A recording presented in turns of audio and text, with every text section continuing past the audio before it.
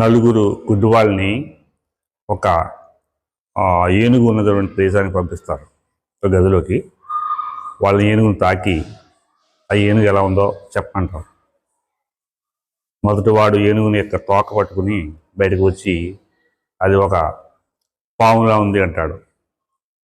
ఒక గుడ్డివాడు బయటకు వచ్చి ఏనుగు ఒక స్తంభంలా ఉంది అంటాడు. అంటే వాడు కాలు పట్టుకున్నాడు.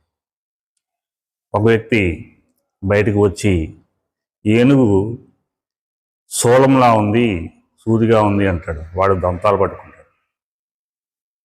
నాలుగోవాడు బయటకు వచ్చి ఏనుగు పాములా ఉంది అంటాడు. అంటే వాడు ఏనుగు తొండాన్ని పట్టుకుంటాడు.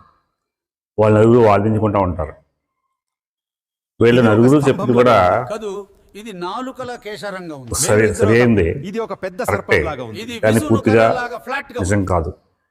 వాళ్ళు కొత్త భాగాన్ని మాత్రమే చూసి ఊహించుకుని మిగతా భాగం గురించి తెలియక వాళ్ళు చూస్తున్న దాని గురించి మాత్రమే నిజమని నమ్మి వాళ్ళు భావిస్తూ ఉన్నారు. ఈ సంఘటనలో మన జీవితానికి అన్వయించుకుంటే కొన్ని సందర్భాల్లో వార్తలు వస్తూ ఉంటాయి. అందులో వార్తను పూర్తిగా మన దాకా చేరనివ్వకుండా వాళ్ళకి అనుకూలమైనటువంటి అంశాలను మాత్రమే మనకు చేరేలాగా పోస్ట్ చేస్తూ ఉంటారు. వాటిని మనం నిజమని నమ్మి మోసపోతాం. దానిని సరైనదని అందరితో వాదిస్తాం.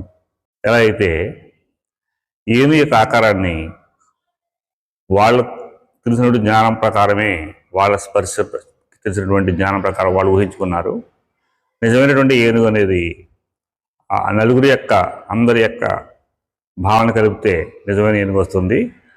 అలాగే వార్తలు కూడా వాళ్ళకి అనుకూలమైన వార్తల్ని మాత్రమే మనం చూడకుండా వార్తలని సమగ్రంగా తెలుసుకున్నప్పుడు, పూర్తి సమాచారం తెలిసినప్పుడు మనకి నిజమే ఉంటో కూడా మనకి తెలుస్తుంది.